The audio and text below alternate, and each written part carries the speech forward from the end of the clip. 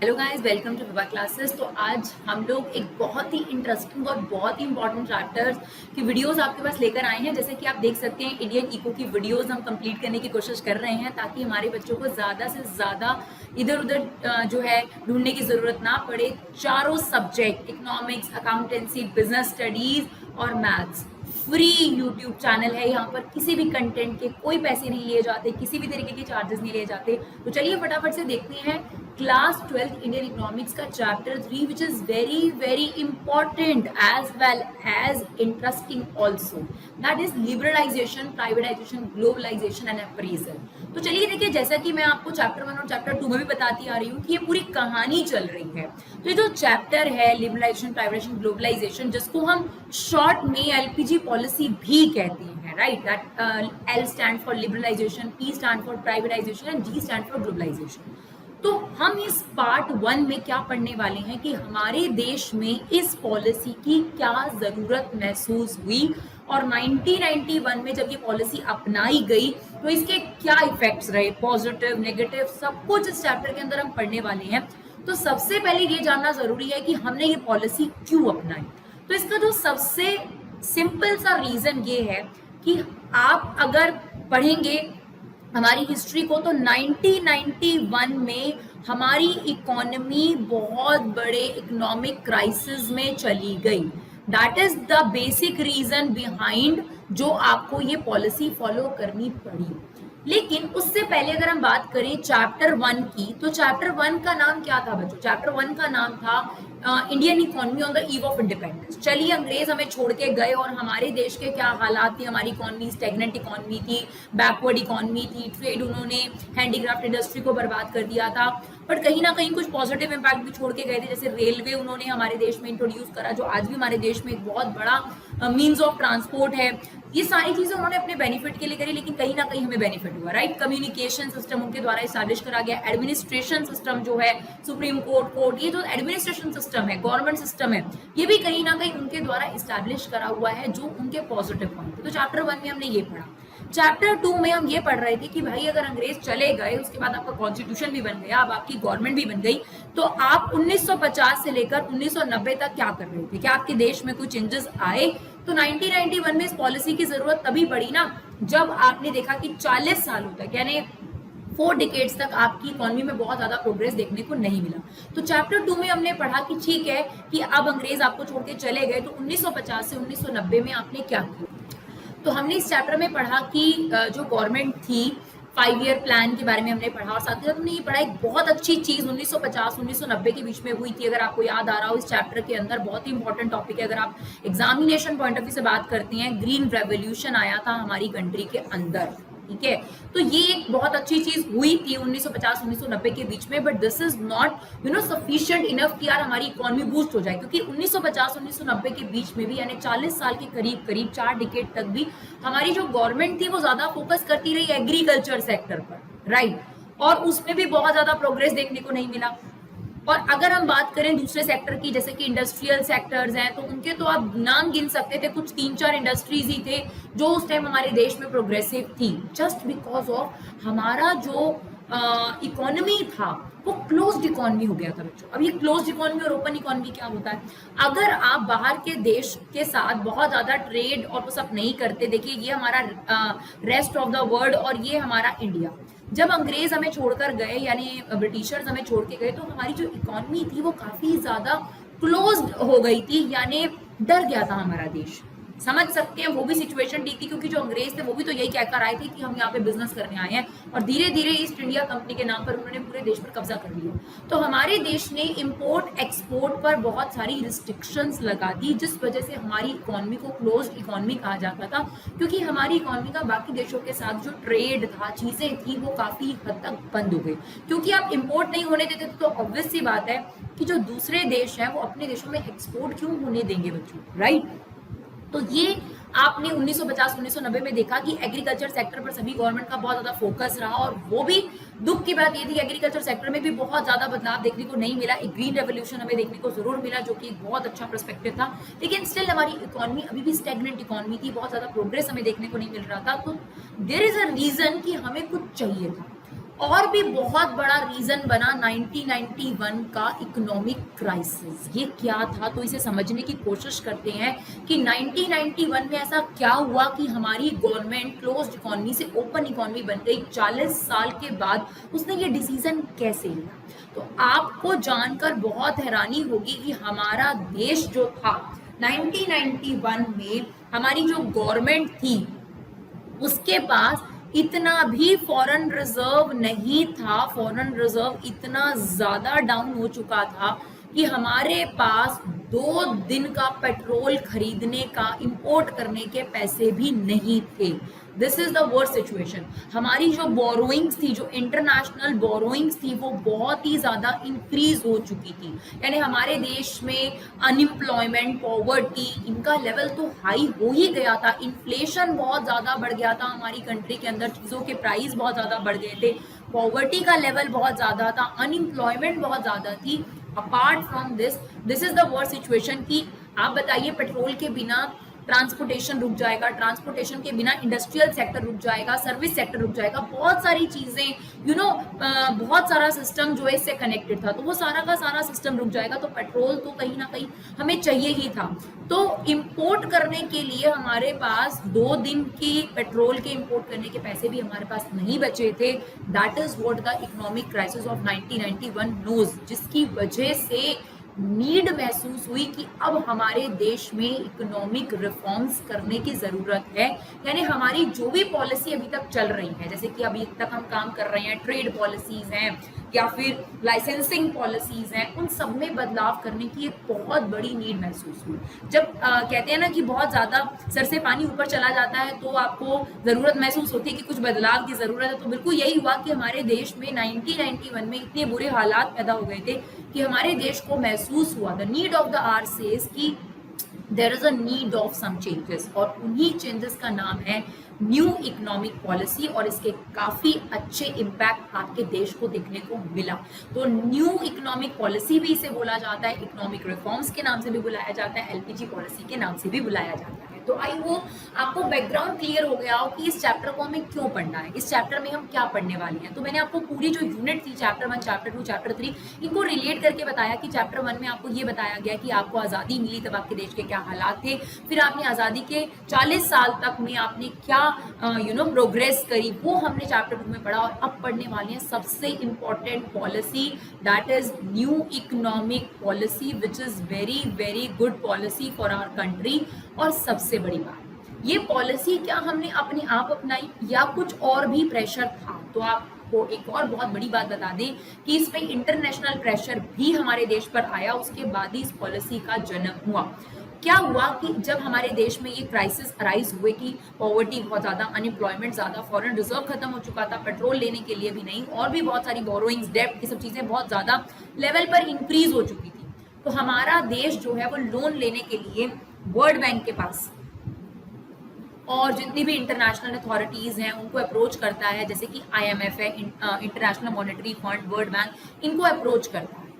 और जब इनको अप्रोच करता है तो ये हमें लोन तो दे देती हैं, $7 मिलियन का, आपने बिलियन का, हमने जो है हमारे इंडिया ने लोन लिया था उस टाइम 1991 में, क्योंकि हमारे देश बहुत बड़ी इकोनॉमिक क्राइसिस से उस टाइम गुजर रहा था और हमारे देश को स्टेबलाइज करने के लिए ज़रूरत थी लोन की। तो इंडिया ने अप्रोच करा वर्ल्ड बैंक को, IMF को, उन्होंने हमें लोन ज़रूर दिया विद सम रिस्ट्रिक्शंस और सजेशंस। आप कुछ भी टर्म इनका नाम ले सकते हैं। और उस टाइम एक क्वेश्चन बहुत ज़्यादा आता है आपके एग्जाम में कि उस टाइम फाइनेंस मिनिस्टर कौन थे। प्लीज़ इसे याद रखिएगा, 1 मार्कर में आपके क्वेश्चन में आ सकता है कि उस टाइम जो है हमारे जो फाइनेंस मिनिस्टर थे वो कौन थे। तो डॉक्टर मनमोहन सिंह जी जो हैं वो हमारे फाइनेंस मिनिस्टर थे। ये आपने एक नंबर में जरूर याद रखना है, आपके एग्जाम में जरूर पूछा जा सकता है कुछ। तो उस टाइम मनमोहन सिंह जी को जरूरी लगा कि हमारे देश में इकोनॉमिक्स जो रिफॉर्म्स हैं वो जरूरी हैं, और कुछ प्रेशर हमारे पास जो इंटरनेशनल अथॉरिटीज थी उनका भी आया। उन्होंने हमें लोन दिया विद सम सजेशंस और रिस्ट्रिक्शंस। उन्होंने कहा कि आपको अपनी ट्रेड पॉलिसी में बदलाव करने की जरूरत है, आपको जो है पब्लिक सेक्टर का रोल कम करने की जरूरत है, क्योंकि आपके देश में पब्लिक सेक्टर को बहुत ज्यादा रोल प्रोवाइड कर रखा है। तो उनकी जो रिस्ट्रिक्शंस थी, उनकी जो सजेशंस थी, इसके अलावा उन्होंने ये भी कहा कि जो आपने ट्रेड रिस्ट्रिक्शंस लगा रखी है उन रिस्ट्रिक्शंस को भी आपको रिमूव करना चाहिए। तो अब ये कह सकते हैं कि ओवरव्यू जो था वो हमें वर्ल्ड बैंक और आईएमएफ पहले ही दे चुका था कि हमें इस तरीके की चीजों को अप्लाई करने की जरूरत है हमारे देश में, अगर हमारे देश को इस तरीके के क्राइसिस से हमें उभारना है।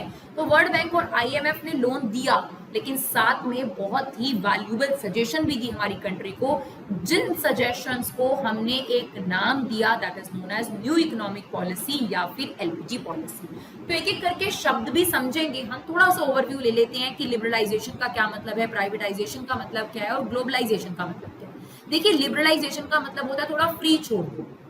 बहुत सारी जो ट्रेड रिस्ट्रिक्शंस थी हमारी कंट्री के अंदर, वो रिस्ट्रिक्शंस हटानी बहुत जरूरी थी, बिकॉज हमारी कंट्री में दो चीजों का इस्तेमाल कर रखा था, टैरिफ और कोटा। ये हमने पढ़ा भी है कि टैरिफ और कोटा में क्या डिफरेंस होता है बच्चों। टैरिफ होता है आपके पास टैक्सेस, और कोटाज होते हैं जो हम क्वांटिटी रिस्ट्रिक्शंस लगा देते हैं कि ये रिस्ट्रिक्शंस आपके पास होनी चाहिए। तो काफी सारे टैक्सेस लगाए जाते थे, इंपोर्ट ड्यूटीज वगैरह वगैरह, जिसकी वजह से हमारे देश में इंपोर्ट नहीं हो पाता।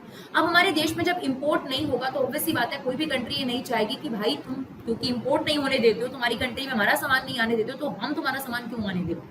तो इंपोर्ट एक्सपोर्ट के बहुत बुरे हालात थे, बैलेंस ऑफ पेमेंट हमारा बहुत बुरा था। तो हमें बहुत ज्यादा जरूरत थी, जैसा कि हमें वर्ल्ड बैंक और जो वर्ल्ड ऑर्गेनाइजेशंस थी उन्होंने हमें सजेशन भी दिया कि you should become some liberalized, you know, तुम्हें लिबरलाइज्ड होने की जरूरत है ताकि तुम्हारे देश में इंपोर्ट एक्सपोर्ट हो। एक्सपोर्ट होगा तो इंपोर्ट भी होगा, और इंपोर्ट होगा इंपोर्ट होगा तो एक्सपोर्ट होगा, और एक्सपोर्ट होगा तो तुम्हारे देश में जो फॉरेन रिजर्व है जो बहुत ही ज्यादा लो जा चुका था उसकी भरपाई होना शुरू होगी। तो first of all is liberalization, जिस पर हम पूरा डिटेल पे पढ़ेंगे। सिर्फ ओवरव्यू ले लेते हैं कि लिबरलाइजेशन में टैरिफ्स और कोटास को रिमूव करने की जो है वो बात करेंगे। दूसरी बात थी प्राइवेटाइजेशन, जैसा कि आपको बताया अभी मैंने कि प्राइवेट सेक्टर का रोल बहुत कम था, मतलब आप गिन सकते थे हाथों पे जो इंडस्ट्रीज थी, प्राइवेट इंडस्ट्रीज थी, उन्हें आप हाथों पे गिन सकते थे, टाटा वन ऑफ देम। तो कुछ इंडस्ट्रीज ही थी जिन्हें आप काउंट कर सकते थे, बाकी सारा का सारा जो रोल था वो पब्लिक सेक्टर के हाथ में था। चाहे किसी भी चीज को आप ले लो, चाहे एयरवेज को ले लो, चाहे बसेस को ले लो, चाहे रेलवेज को ले लो, सारी जगह आपको पब्लिक सेक्टर ही नजर आता था। तो जो वर्ल्ड ऑर्गेनाइजेशन थी उन्होंने ये सजेशन भी दी कि जो पब्लिक सेक्टर का रोल है वो आपको डिक्रीज करना पड़ेगा, आपको प्राइवेट सेक्टर का रोल भी बढ़ाना पड़ेगा, तभी जाकर ज्यादा एम्प्लॉयमेंट जनरेट हो सकेगी, आपके देश में स्टेबलाइजेशन आ सकेगा। और जब आप लिबरलाइज्ड और प्राइवेटाइजेशन की तरफ बढ़ेंगे तो ऑटोमेटिक रिजल्ट रहता है ग्लोबलाइजेशन। मेरा ये मानना है कि लिबरलाइजेशन और प्राइवेटाइजेशन का अगर मैं इफेक्ट कहूं, that is what globalization. Why? क्योंकि आप देखिए, जब आप लिबरलाइज्ड नहीं थे, मान लीजिए ये पूरा वर्ल्ड है और ये कंट्री है हमारी, ठीक है, इंडिया, तो क्योंकि आप लिबरलाइज नहीं थे तो आप पूरे वर्ल्ड से अलग थलग पड़े हुए थे, यू नो, आपकी कोई बातचीत नहीं थी, कोई इनफ्लो आउटफ्लो नहीं थी आपकी कंट्रीज के अंदर। आप बाहर की कंट्रीज हमारे देश में आके अपना बिजनेस नहीं खोल सकती थी, तो ऑब्वियस सी बात है कि आप भी बाहर जाके अपना बिजनेस नहीं खोल सकते थे, बहुत सारे रिस्ट्रिक्शंस थे। जब हम लिबरलाइज्ड हुए, यानी हमने काफी टैरिफ कोटास हटा दिए, इवन हमने बाहर की कंपनीज को अपने देश में इनवाइट किया, दैट इज व्हाट प्राइवेटाइजेशन। तो आप भी उस ग्लोब में जहां अलग पड़े हुए थे, अब आप भी उस ग्लोब का क्या बन गए, हिस्सा बन गए, उस विलेज का हिस्सा बन गए। That is what globalization all about, right. तो ये हमारे पास एलपीजी पॉलिसी का छोटा सा ओवरव्यू है।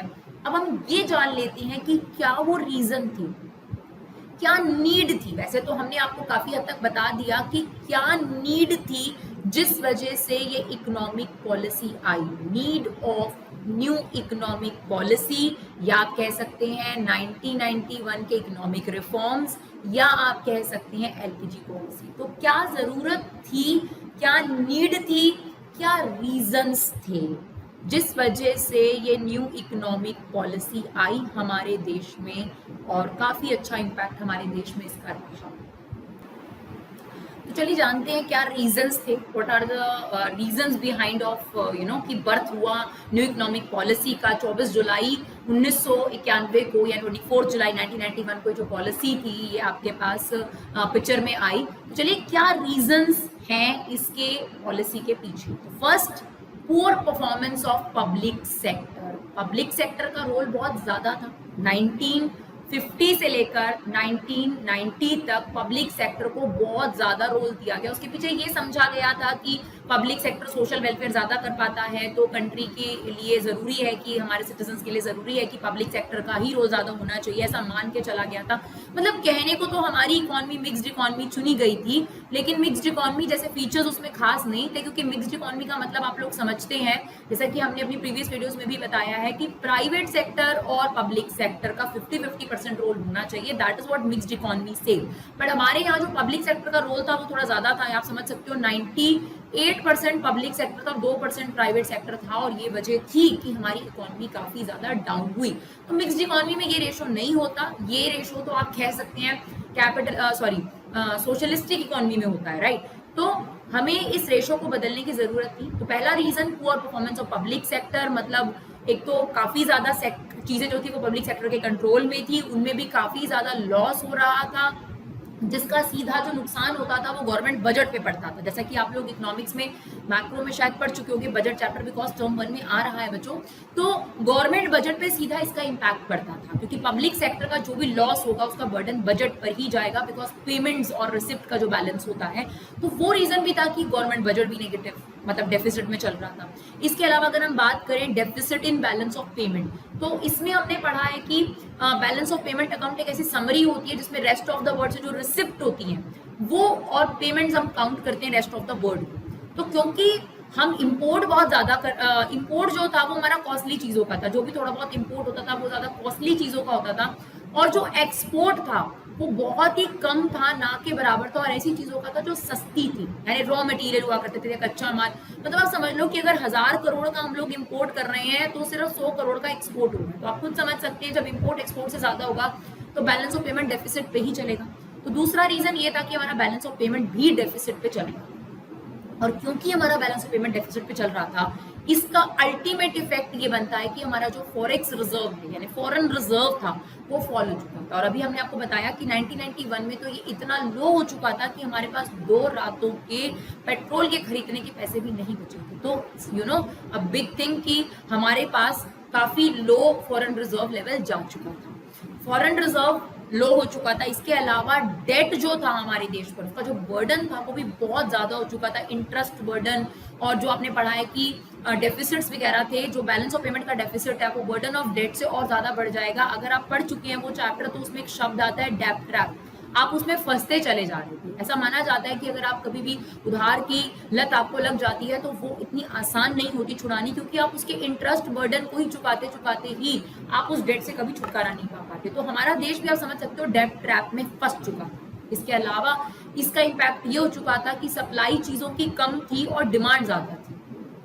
ये नहीं था कि लोगों के पास पैसा ज्यादा था लोग डिमांड ज्यादा कर रहे थे, ये रीजन नहीं था, बल्कि सप्लाई ऑटोमेटिकली चीजों की कम थी और डिमांड उतनी थी जितनी हमारे देश में होती है, तो चीजों के प्राइस भी बहुत ज्यादा बढ़ चुके थे। That is what inflation.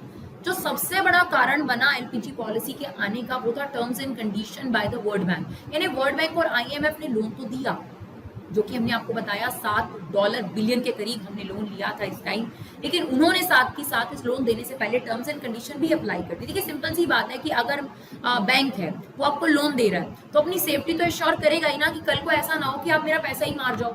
तो ऐसा तो होना नहीं चाहिए ना कि आपको लोन भी दे रहे हैं और चलो बर्बाद करो दोबारा फिर से हम तुम्हारे को लोन दे देंगे, ऐसा तो होगा नहीं। तो वर्ल्ड बैंक ने लोन तो दिया इंडिया को, लेकिन साथ के साथ कुछ टर्म्स एंड कंडीशन भी इंप्लीमेंट कर दी, जैसा कि हमने आपको बताया कि आप अपनी ट्रेड पॉलिसी में बदलाव करो, पब्लिक सेक्टर का रोल कम करो और जितने भी रिस्ट्रिक्शंस हैं उनको थोड़ा सा मिनिमाइज करने की कोशिश करो। These are the basic reason, जिस बेसिक देखिए कितने सारे रीजन आपके पास हो गए जिसने ऑटोमेटिकली आपको एनफोर्स कर दिया कि आपकी कंट्री में कुछ बदलाव करने की जरूरत है। काफी अच्छा बदलाव था 1991 की पॉलिसी के बाद, हमारे देश में कुछ ग्रोथ देखने को मिली। और इसके अलावा जो एक और बहुत इंपॉर्टेंट रीजन है, last but not least, inefficient management. देखिए ऐसा नहीं था कि हमारे देश में रिसोर्सेज की कोई कमी है, हमारा देश फुल ऑफ रिसोर्सेज है, टैलेंट, रिसोर्स, सब चीजें हैं हमारे देश में। जो हमारी गवर्नमेंट जो भी रही 40 सालों में, जो भी 40 साल जिसने भी गवर्नमेंट संभाली, जो मैनेजमेंट उन्होंने संभाली, उनकी भी कमी को हम हाईलाइट ना करें तो वो गलत रहेगा। तो उनकी भी कहीं ना कहीं कमी रही कि वो उस चीज़ को मैनेज नहीं कर पाए, वो हमारे देश में क्राइसिस को मैनेज नहीं कर पाए, वो हमारे देश में डेट को मैनेज नहीं कर पाए, फॉरेन रिजर्व को मैनेज नहीं कर पाए। तो उनको भी कहीं ना कहीं जो है रीज़न ठहराया गया इस चीज़ के पीछे की जो इकोनॉमिक थी, हमारे को जो इकोनॉमिक क्राइसिस फेस करने पड़े, तो उसके पीछे हमारे देश की जो गवर्नमेंट की जो मैनेजमेंट होती है वो ऑब्वियसली गवर्नमेंट ही संभालती है, एडमिनिस्ट्रेशन जो है, तो वो भी एक बहुत बड़ा रीज़न था हमारे देश को इस तरीके के क्राइसिस के फेस करने के पीछे। और क्राइसिस फेस किया और उसके बाद एक बहुत ही इंपॉर्टेंट पॉलिसी का जन्म हुआ जिसे न्यू इकोनॉमिक पॉलिसी कहा जाता है। उस टाइम जो फाइनेंस मिनिस्टर थे वो डॉक्टर मनमोहन सिंह जी थे। इस बात को हमेशा 1 मार्कर के पॉइंट ऑफ व्यू से याद रखिएगा। और 24 जुलाई 1991 को जो पॉलिसी थी वो इम्प्लीमेंट करी गई थी।